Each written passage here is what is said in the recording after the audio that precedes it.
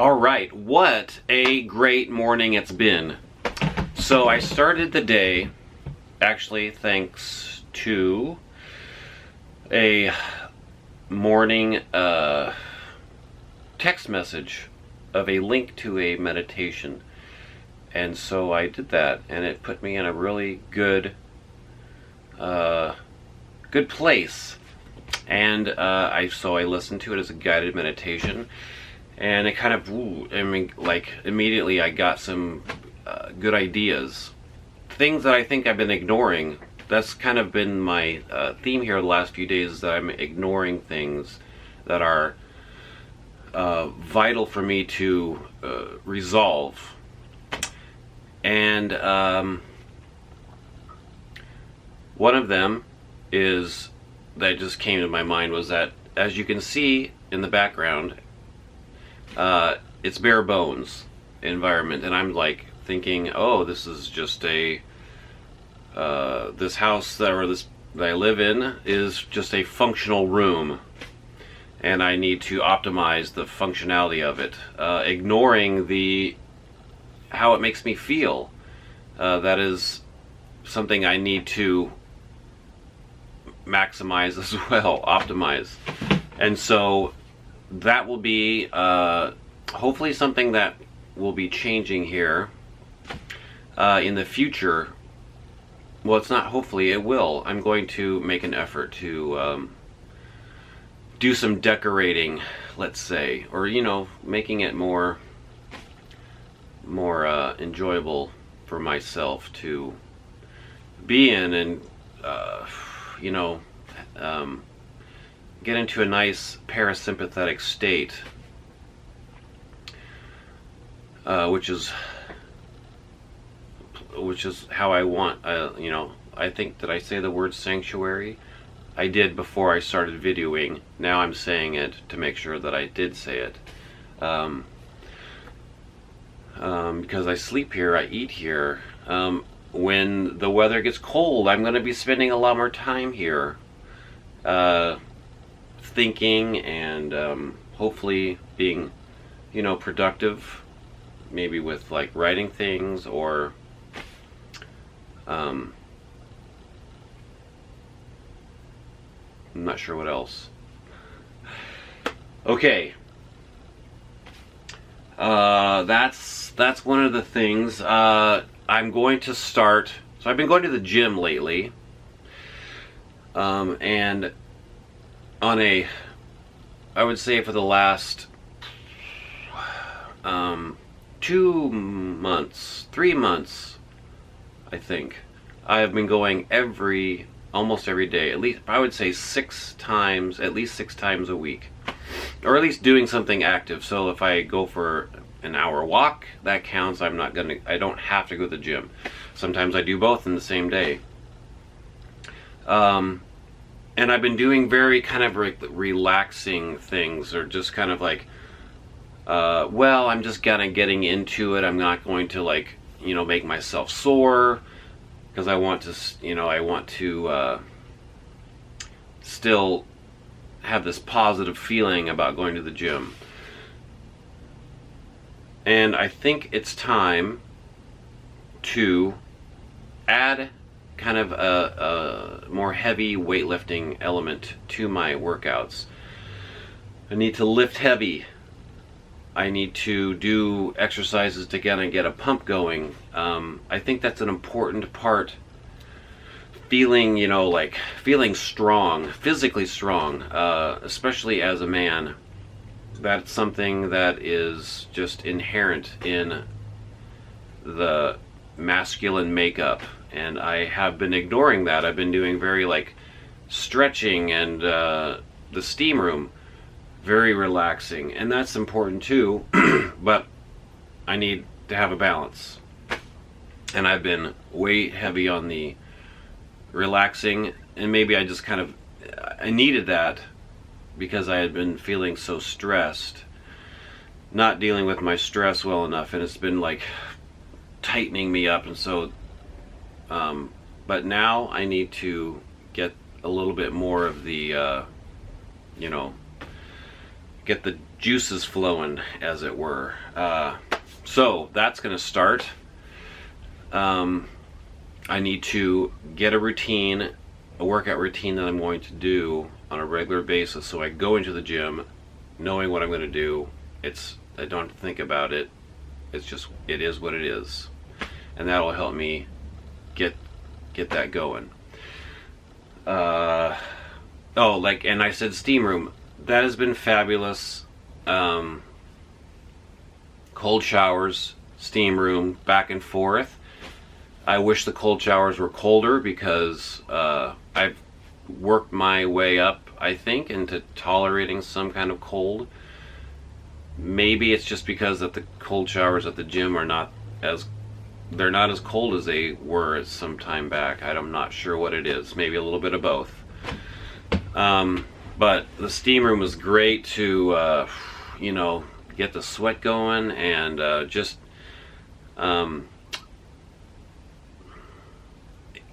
get the heat response, the heat stress response. I think I can push myself a little bit farther, get myself a little bit more uncomfortable, because when I get to a almost near nauseated state in the steam room, and then I step out, I get like lightheaded, I step into a cold shower, and then it makes the not so cold shower maybe have a little bit more of a response with my cold response, the cold stress hormones response.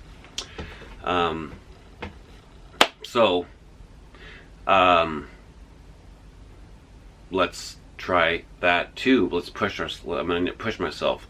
This staying in this comfort zone too much is it's not natural. Like we evolved in a state of no heaters, no air conditioning. When it got cold outside, you were cold. When it got hot outside, you were hot. Outside of being able to go into, we built fires and you could jump into a lake and cool down to some extent, but not like hours and hours and hours of just continuous 70 degrees. I am never experiencing any kind of physical discomfort. That's just not how we were meant to live, I think. So even though here I am sitting in this, it's 50 degrees outside, it's 65 in here, and actually the heater's still going, so it's going to warm up even more, maybe. Oh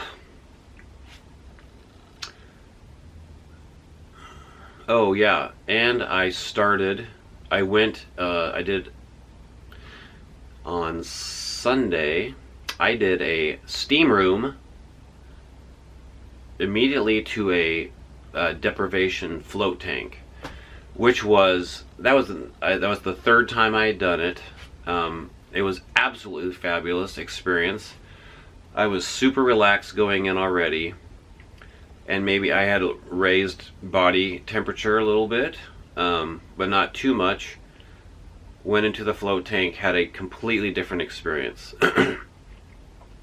Instead of having time go by really quickly, like the first two times I did it, I felt like I was in there for way longer than an hour.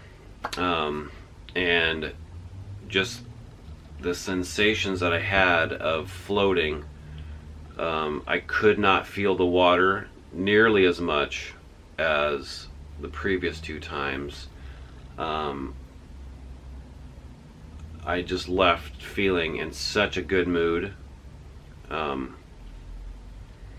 think I had less expectations because I knew kind of what to expect, even though every single time has been a little bit different. I am now going to, at least I did buy a monthly membership. So that gives me 4 floats every month. I was thinking I should do this once a month. And then I'm thinking, well, I can share these floats. So I kind of got the 4 floats in a month, so I don't have, that would be 1 a week, which may be what I need. But if I don't do it, I can give them to someone else to try and see, you know, maybe not necessarily try to get them hooked, but just, you know, have them experience kind of a pleasant hour. And that kind of, it got me thinking, like, I should maybe, you know, I should be less afraid of spending money on things that are, you know, making me more physically and mentally well, or things that make me mentally and physically fit. I'm not sure if fit's the best word right now, but that's what's coming to my mind because I'm thinking about the gym. But I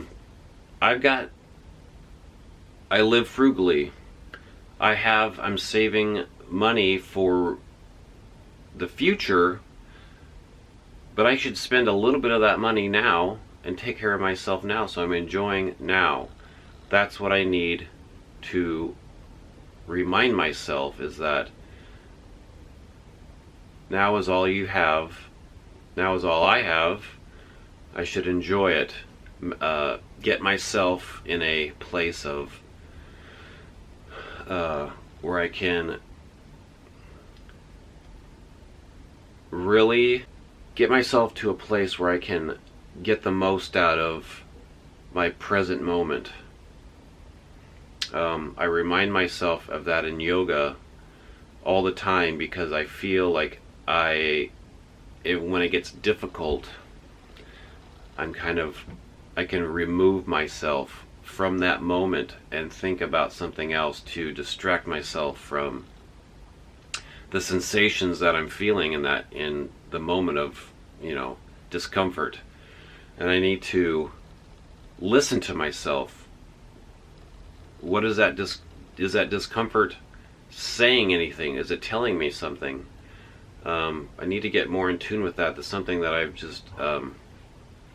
I've really lived in my head too much, and I haven't been living in my body, and I've made this disconnect, and I need to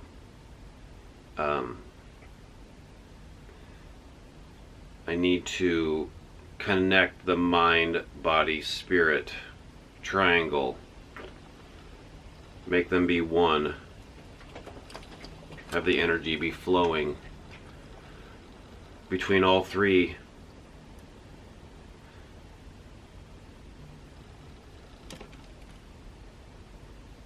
To maximize my experience.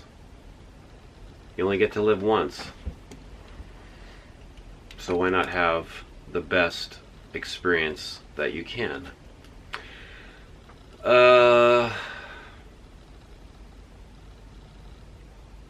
Let's see.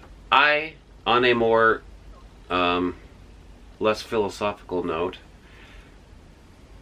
yesterday I cut down all of my tomato plants and I picked all the green tomatoes, which were probably, I had quite a few green tomatoes. I'm going to say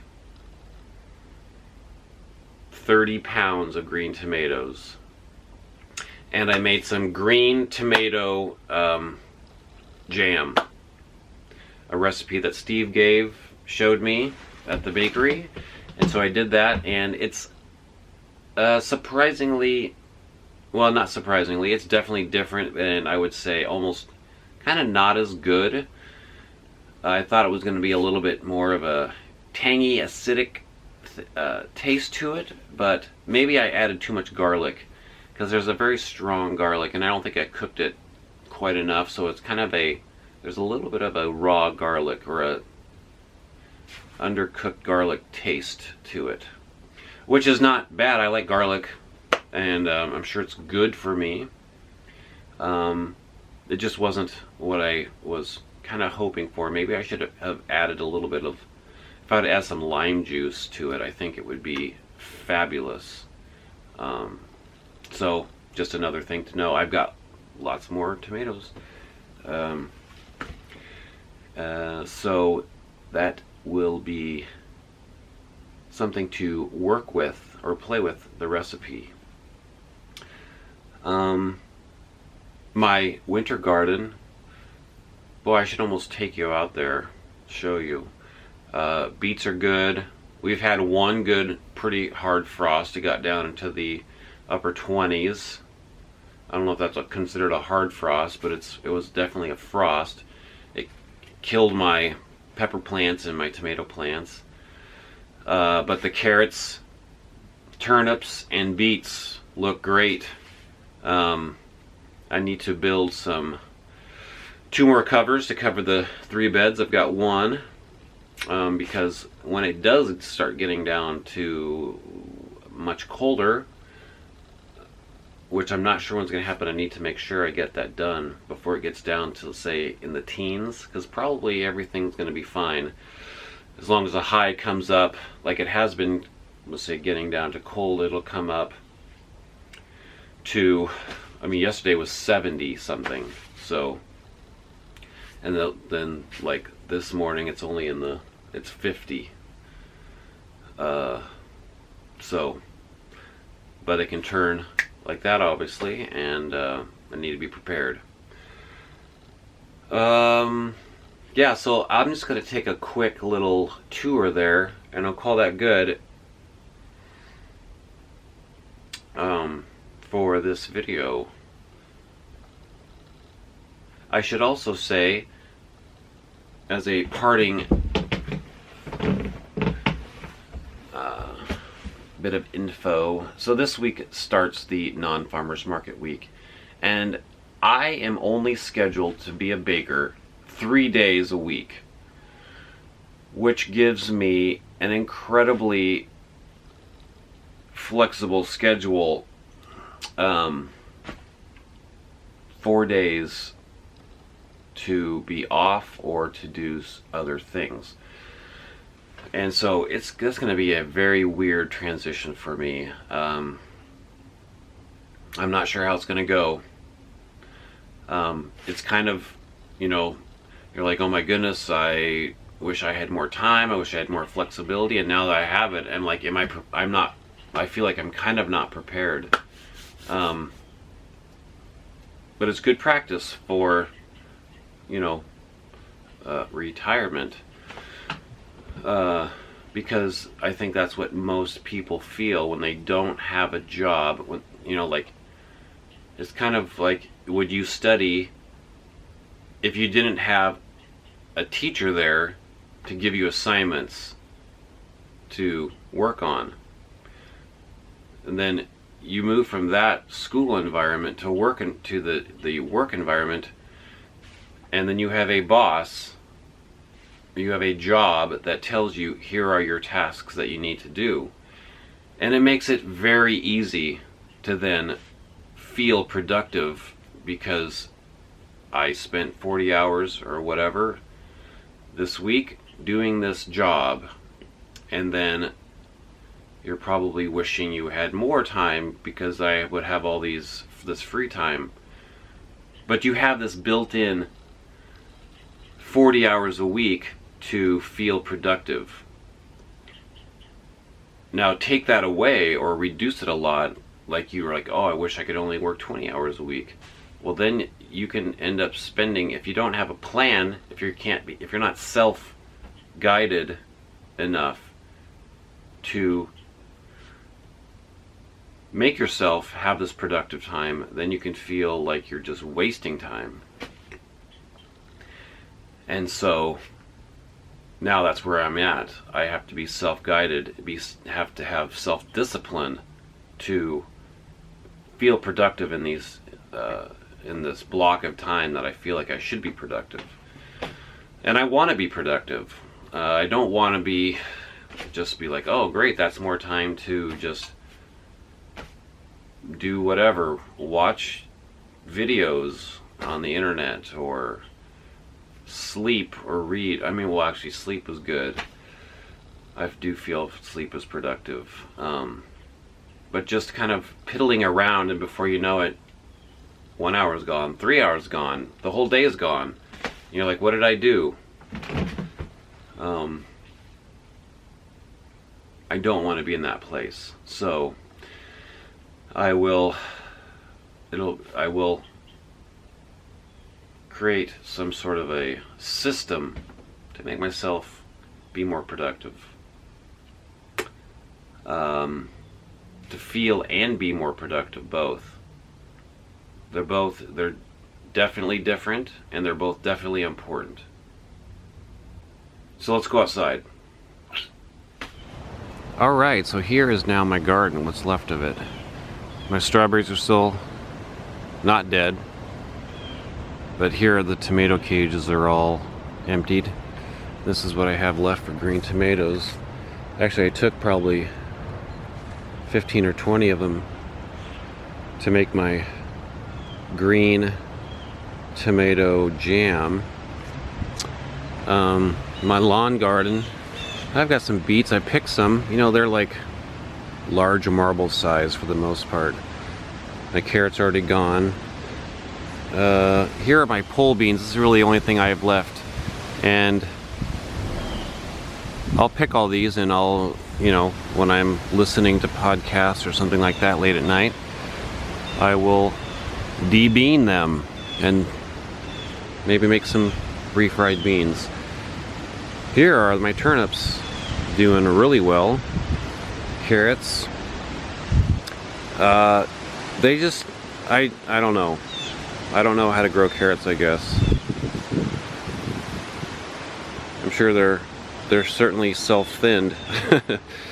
Here's the first batch of carrots I did a few weeks before that one. I wonder how long these will last. That's empty. And here's beets, which I probably really need to thin these down. But that's what I've got. That's a great beet crop here. And then I need to make 2 more of these guys.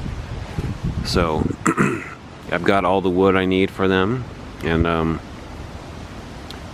PVC pipe, and I've got lots of plastic, so I will be putting that over the top when it starts getting cold. And now you can see the leaves are actually starting to come down a little bit. It's still quite green. This is what it looks like. Kind of windy, but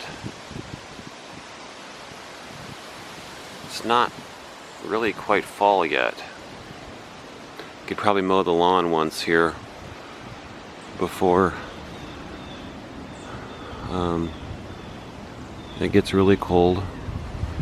It's kind of long, and I could use the biomass for my compost pile. So this is, I filled this sucker up here. It's all my tomato plants.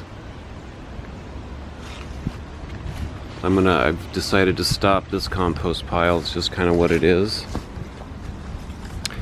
I know there are bugs in there eating stuff, but like certainly there's no bacteria. It's like the temperature is the outside temperature, 50. And this is my potato compost pile. Looks like somebody dug in there to get some worms or grubs or something. Here, strawberry starters. I should take these inside so they don't freeze. I'm not sure if that's what I should do or not.